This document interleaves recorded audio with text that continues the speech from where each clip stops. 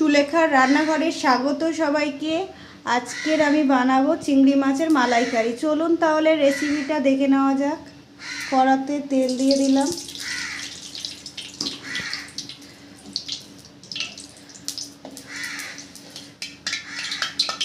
তেল গরম হয়ে গেছে, চিংড়ি মাছগুলো ভেজে নেব।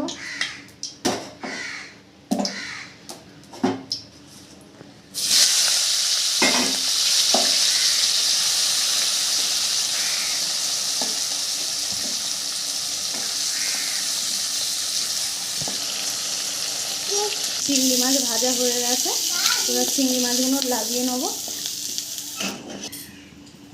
কড়াতে তেল দিলাম, শুকনো লঙ্কা, এলাচ ফাটিয়ে নিয়েছি, তেজপাতা,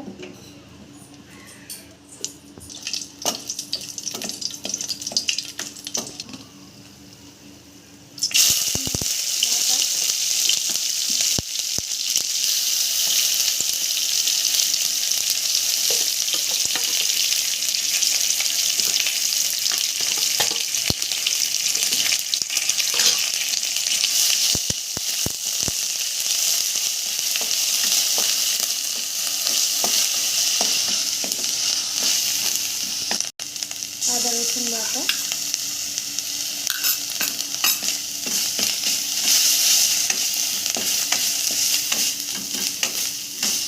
তেল দেব,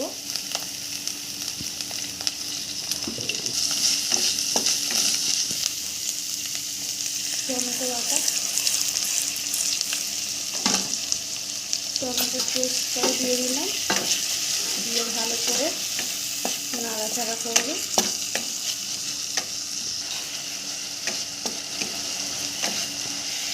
কাঁচা লঙ্কা বাটা,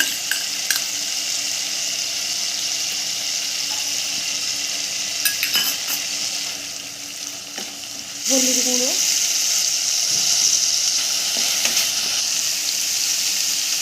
কাশ্মীরি লঙ্কা গুঁড়ো অল্প করে একটু দিয়ে দিলাম, জিরে ধনিয়া সব একসাথে গুঁড়ো করা ছিল, সেই মশলা একটু দিয়ে দিলাম।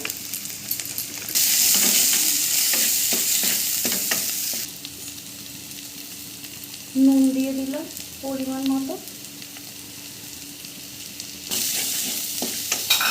মশলা কষানো হয়ে যাওয়ার পর নুনটা দিলাম। নারকেল দুধ,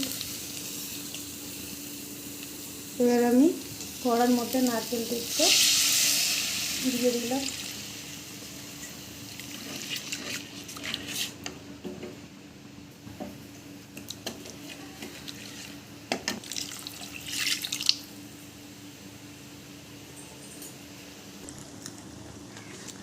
ঝোল ফুটে উঠেছে, এবার আমি চিংড়ি মাছ ভাজাগুলো দুধের মধ্যে দিয়ে দিলাম।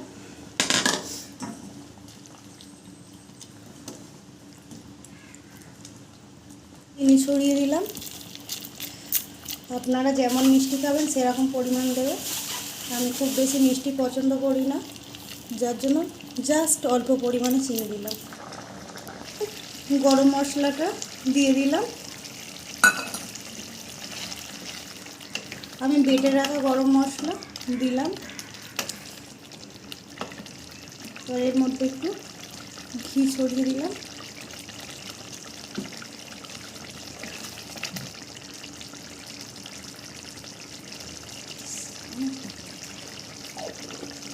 দেখুন বন্ধুরা, আমার চিংড়ি মাছের মালাইকারি হয়ে গেছে।